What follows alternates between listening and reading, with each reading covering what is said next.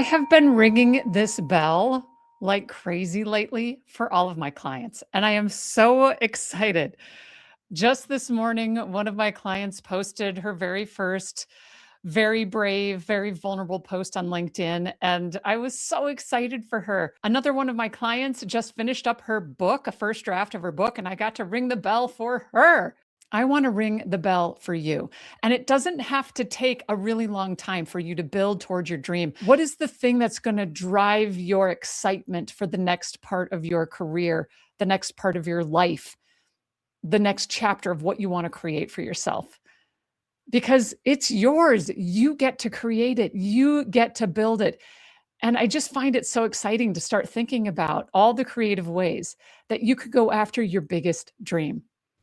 Have you longed to use your voice, yearned to express yourself in a bigger way? Have you felt like you've got something important to do on the planet while you're here? If so, you're in the right place. This is the Ideas Love Community Podcast, and I'm your host, Jacquelyn Fletcher Johnson.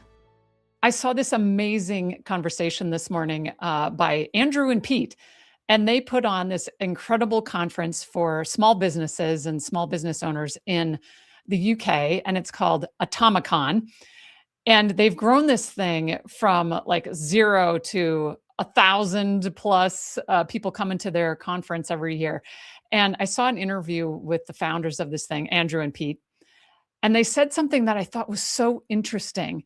They talked about how when they decided to become speakers, they wanted to go after this one big speaking gig that would change everything. And the way that they talked about it, Pete was the one that was saying that you can go after the small dominoes and they can just fall over, they can knock over small dominoes and it can take you a long time.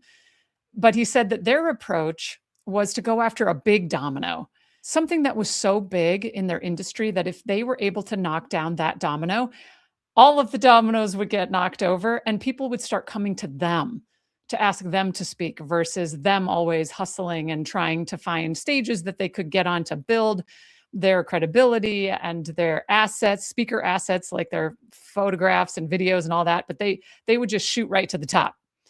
And it took them 18 months to get on stage at the biggest event in their industry.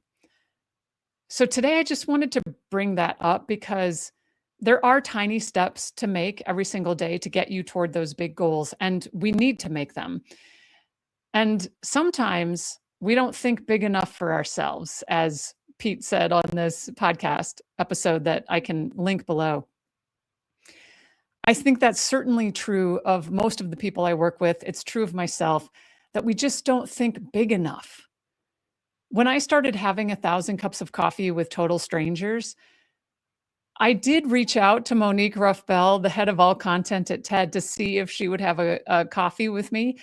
And that was an example of thinking really, really big. And it was an anomaly.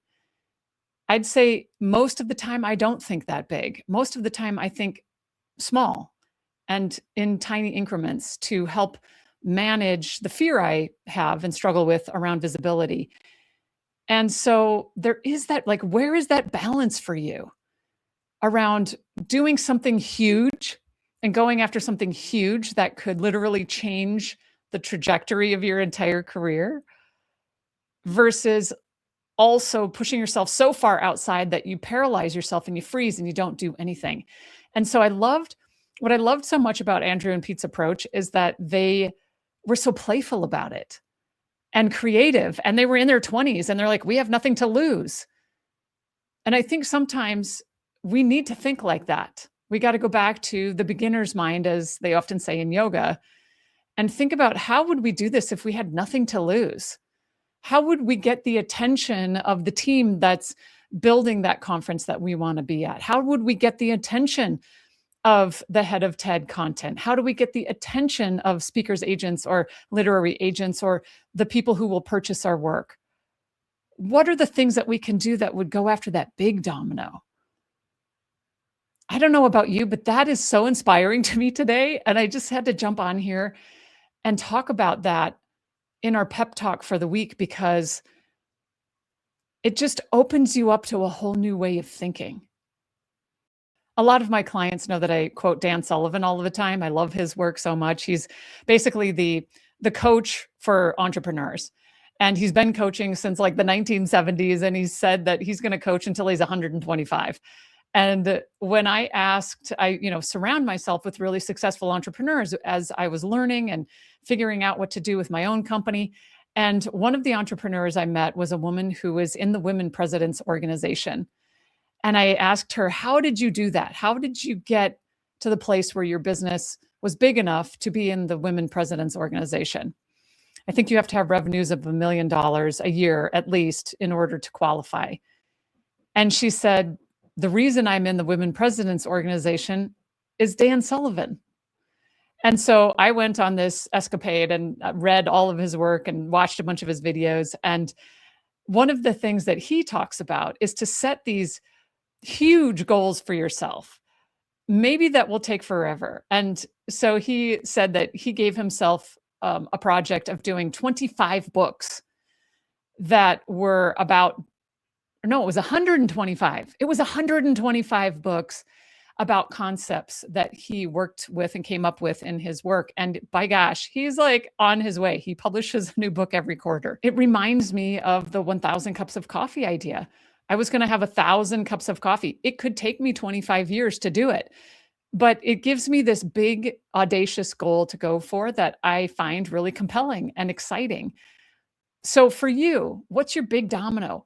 What's your 1,000 cups of coffee? What is the thing that's going to drive your excitement for the next part of your career, the next part of your life, the next chapter of what you want to create for yourself? Because it's yours. You get to create it. You get to build it. And I just find it so exciting to start thinking about all the creative ways that you could go after your biggest dream. I'm going to share with you one of my big dreams and give you a little bit of a watch out. So one of my big dreams is to speak in a stadium. And I have said that out loud to people. I want to speak in a stadium. And I didn't specify really beyond that. That's all I said. And so I realized recently that I spoke in a stadium. This year, I was given an opportunity by the American Cancer Society to be a part of an event that the Minnesota Wild hockey team put on. And they were playing hockey, of course, in a huge auditorium in the St. Paul XL Energy Center. And I was asked, along with some other breast cancer survivors, to go and announce at the beginning of the game, let's play hockey. And so technically, I spoke in a stadium this year. And I got what I wanted. It happened. I created that in my life. And it wasn't exactly what I was thinking. I was thinking that I want to speak in a stadium in front of many thousands of women and some men about the topics I speak about. And an audience, and give a keynote talk in front of everyone. So as you're thinking about your big domino, as you're thinking about that big, audacious goal that's going to take you 25 years to figure out how to do, make it specific, make it fun, make it maybe a little bit scary, but mostly fun. If you think about this in a creative way and really turn on the creative part of your brain, you can't be both scared or anxious and creative at the same time. Martha Beck talks about that in her new book about anxiety, that you can't have both of those things happening at the same time in the brain. And so go out and be creative. Brainstorm creative ways to knock down that big domino. So I'm going to be thinking about that. How can I speak in front of an audience of 16,000 people in a stadium and get in front of the folks that are putting on that event? How can I meet them? How can I get their attention in really creative ways? I'm going to be thinking about that. Maybe I can send them a 30-second dance party. Have you guys seen this? It's like that button that you push it and you have a 30-second dance party with like techno music.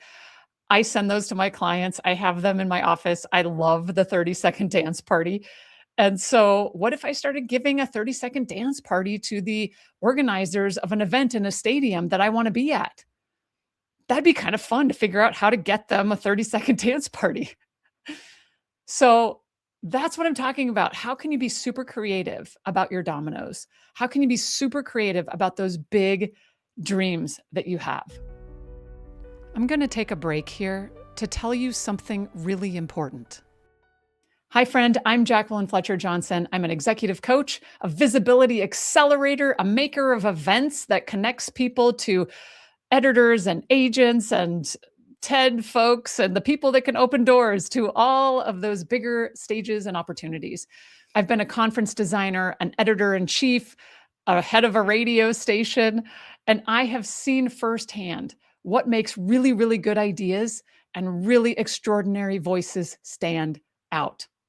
If you want to get your voice into the world in a bigger way and build your thought leadership platform and write a book or start a podcast or get on big stages, then you'll want to pay attention to this. The Gateway Gathering and Pitch Fest, the next edition of it, is happening October 6th to the 8th of this year in 2026.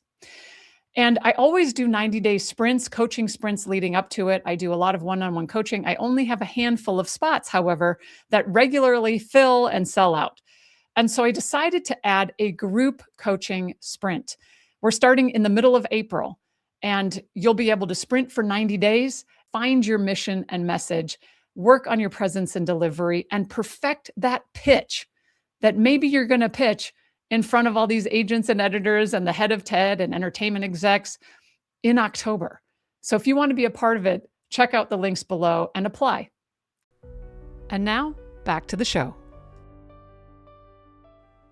I've told you about Andre Dubusse III before, who was my professor in graduate school, and I finished my very first book in his class, a book that will never see the light of day. One of the things that he said, and I have no idea if this is a true statistic, I tried to look it up many years ago and could not find where he got it. But at the time, he said something like 85% of people in the United States say they want to write a book, and only a handful ever do. And whether that actual number is correct or not, what I do know is that a lot of people say that they want to do something and then don't do it.